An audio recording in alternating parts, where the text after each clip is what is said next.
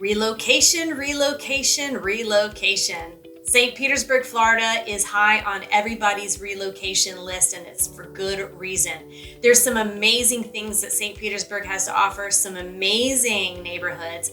Me, myself, I'd love to move to St. Petersburg as soon as I possibly can, but until then, I'm gonna help you move there. So let's get to it. Let's talk about some of these neighborhoods in St. Petersburg, Florida. Let's go.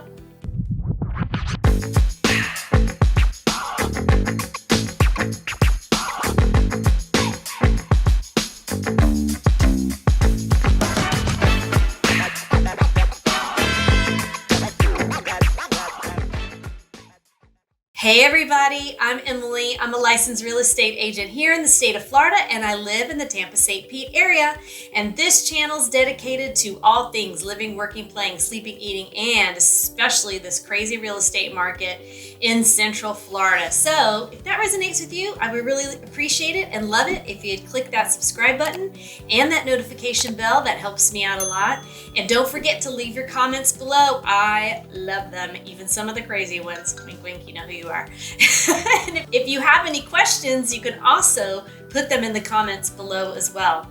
And as always, I have this channel to provide information for you about the real estate market in Florida. So if you happen to be relocating to the Tampa St. Pete area, I'd love to hear from you. I've been helping lots of people from YouTube make their dreams happen by finding their forever home in the Tampa St. Pete area, and I'd love to do the same for you, but I can't help you if you don't reach out. So all my links are below. You can text me, you can call me, you can email me, but more importantly, you can jump on my calendar for a 30-minute consultation. We'll talk, we'll stare at each other eyeball to eyeball and get to know each other a little bit. We're gonna look at maps, we're gonna look at some MLS, and then we're gonna make a plan. So if that's you, please don't hesitate to jump on my calendar and let's get a conversation going. And today, so St. Petersburg, it's a hot, hot, hot topic. It's a hot city. It's got a lot of reasons for being hot, and I'm gonna talk a little briefly about them here today and share with you some of the neighborhoods that I think you should think about when looking to relocate to St. Petersburg, Florida. Couple things you need to know about St. Pete. It's called St. Pete, not St. Pete's, and the locals call it the Berg. So if you want to be cool, call it St. Pete. So there's a lot of reasons why St. Pete is so cool. It's very urban, it's very eclectic, and it's very liberal. It is an open town with lots of LGBTQ communities and BLM activism. There's a lot of art, there's a lot of music, there's a lot of activity, which usually means it's quite an awesome melting pot of people and energy, and it's just really vibrant. So if you're someone that's looking for a little bit more city life and a little bit more of that buzz going on in town, St. Pete is for you. But there's also some neighborhoods just outside of the downtown hot part of St. Pete that can give you the suburban life on top of having a little bit of city life. And so let's jump into them right now. I wanted to start basically at the top of the map here where Gandy meets 275 along the bay. And there's an area called Riviera Bay. One of the best places to live in St. Pete is Riviera Bay because it offers a residence with an urban suburban mixed feel near the water. That also, I'm finding a lot of young professionals are deciding to move to Riviera Bay because it's so close to the Gandy Bridge. You can get to and from South Tampa, and you can still be really close to the downtown St. Petersburg vibe. On average, the schools in St. Petersburg are average. I didn't see any that had any real low ratings, but you have to check that out for yourself. So if you're someone that has children that are in school, make sure you check niche.com so that you can check out those school ratings. But overall, the schools aren't too bad.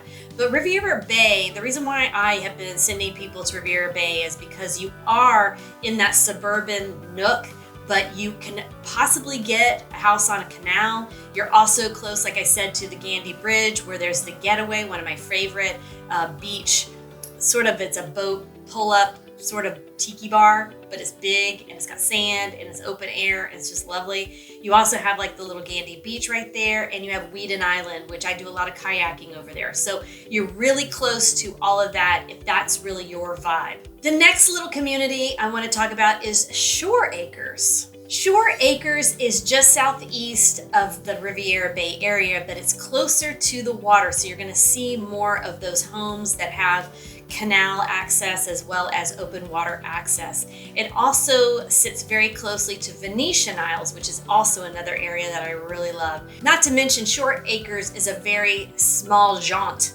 to downtown St. Pete, so you're very close to all the action. So Short Acres is basically an island paradise in the shadows of the city. It's northeast of 275, minutes from downtown, and it provides waterfront luxury homes on the bay, and some actually of these homes have canal access to open water.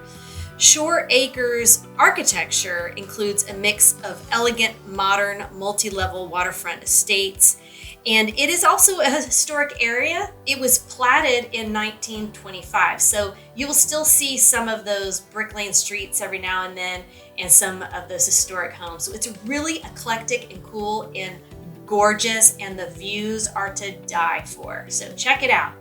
The historic Old Northeast District sits up against downtown and claims nearly 3,000 historic buildings within its boundaries. It's near lots of shopping, restaurants, and a number of city landmarks. The housing and architecture in the Old Northeast is kind of a mixed bag. It's a little bit of Mediterranean with the bungalow style homes with lots of lush landscape.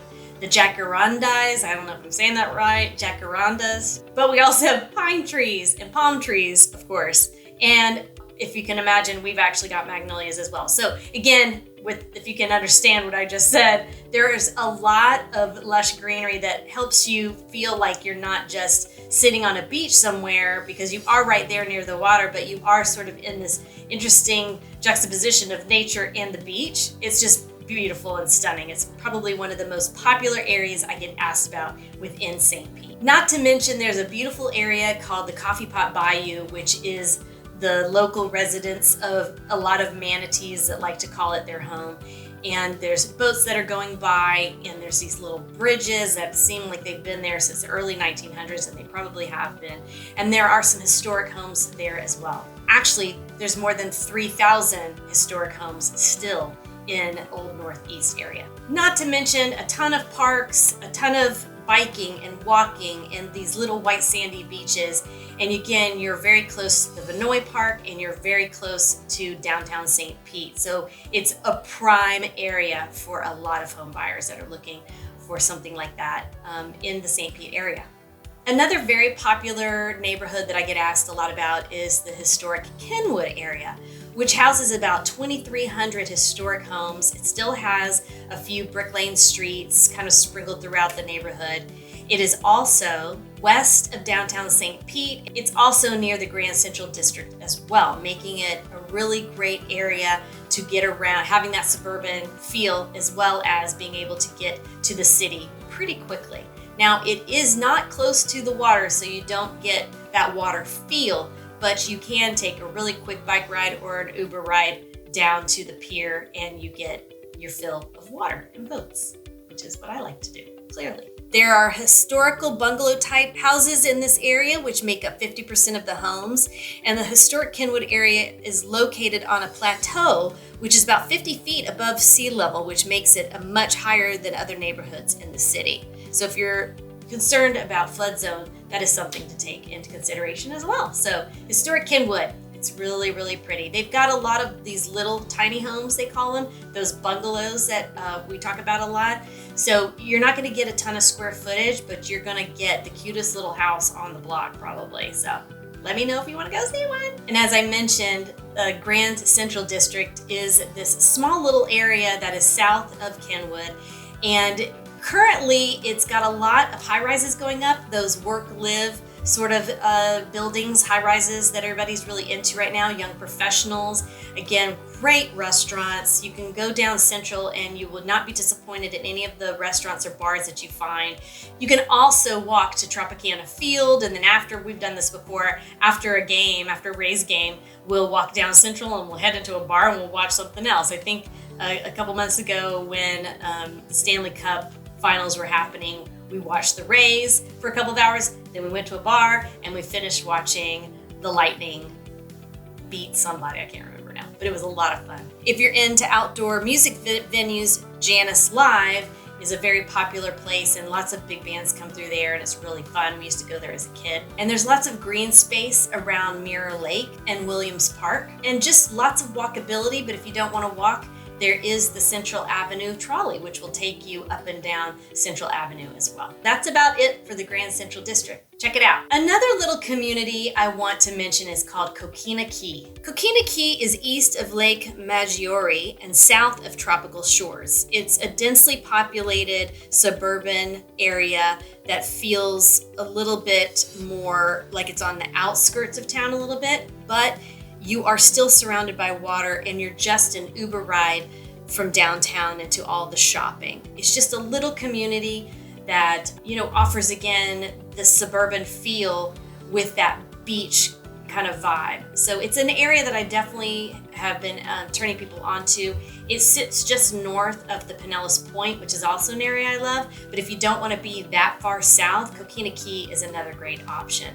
But you're a little far away from some of the major shopping, keep that in mind, but you're still just an Uber ride away from downtown if you really need to shop, or if you have, want to go see a music venue or have a great dinner. So you're not that far from everything. It's just, it can get a little spread out once you get south of downtown. Just keep that in mind. And no, I did not forget to talk about downtown St. Pete, even though I went further south. So here we go. Downtown St. Petersburg, where all the fun and the action is. As we all know, downtown St. Pete is known for its art, its culture, its activism, its open air walkability. You can hear the music from the sidewalks, and you can be on these little small beaches over at the Vinoy Park. You can go to the pier. There's just so much to do. But as far as housing, you're going to see the majority of downtown being those high rises, live work condos with major sunset views for days. St. Petersburg was named one of the best street art cities in the world and one of America's hottest cities to live and visit. There's plenty to do with the St. Pete Pier, museums like Salvador Dali, the Holocaust Museum, as well as the Chihuly glass sculpture collection. St. Petersburg, especially downtown, is sort of known for its districts. So it's sort of the hub of everything, and all these districts kind of spread out like fingers around it. So there's plenty of districts to explore in the downtown St. Pete area. Not to mention, you can eat your way through St. Pete, as well as, of course, the live music that I keep talking about, museums and whatnot. I could not tell you how much fun I have had in St. Pete without giving away too much. But when we're looking for things to do and the weather is beautiful and you want to be outside, St. Pete has got it in spades. Downtown St. Pete is where it's at. And last but not least, this is one of my new favorite little towns, or neighborhoods, I should say, in St. Pete that I've been turning people onto. It's called Jungle Terrace, or Jungle Prada. Jungle Terrace, Jungle Prada sits near the Boca Ciega Bay area with quick access to many beaches and waterways. There are plenty of parks and rec centers with plenty of activities for you or your family to enjoy. It's also pretty much a tropical paradise because it's, again, got that jungle feel. Not to mention, it's got peacocks running free with signs along the road saying, "Beware of peacock crossings." Find that interesting. There's also a lot of historic tribal information down there. I'm not going to go into that here. That's something you can investigate, but there's so much to offer in just this one little neighborhood. I will tell you, there isn't huge shopping opportunities that close by, but you're maybe a 7-minute car ride to some of the major shopping. And again, you're still not that far from all of the beaches where you could get some great seafood along the Gulf there, if that's something that you're interested in. And then, of course, you're still close to downtown St. Pete if you kind of want that nightlife. So I feel like Jungle Terrace has a little bit of everything to offer people. When you're in the neighborhoods, it definitely feels like a warm hug. Like, the neighborhood is really beautiful and lush and all the greenery with, the wildlife, peacocks running around, and it's quiet. And then you can go just a couple of miles, northeast, or you can go a couple of miles to the west, and you are in activity, whether it's downtown St. Pete or it's the beaches. So it really has a lot to offer a lot of different people. So I hope that was helpful. And this just a little dive into some of the neighborhoods of St. Pete. I hope that, it helps you understand a little bit of the eclecticness of St. Pete and different areas that, you know, depending on your lifestyle and what you're looking for, that suburban life, or do you want that downtown city feel, you can have that in St. Pete. If you have any questions about the St. Petersburg area in general, don't hesitate to reach out to me. You can always leave me a comment, but the best thing to do is to either text me, call me, or email me. And as always, that link for my calendar is available to you as well. If you just want to jump on a call and we can kind of discuss the map and the MLS and some of the properties that are available in the area. And if you like this content, it really helps me if you hit that like button and that subscribe button. And like I mentioned, leave a comment below. I love hearing from everybody. But moreover, I just really appreciate you coming and checking out my content. I hope it was useful and helpful to you. And I would really love to help you on your real estate journey. So don't forget to reach out to me. All right, guys, I'll talk to you next time. Bye-bye.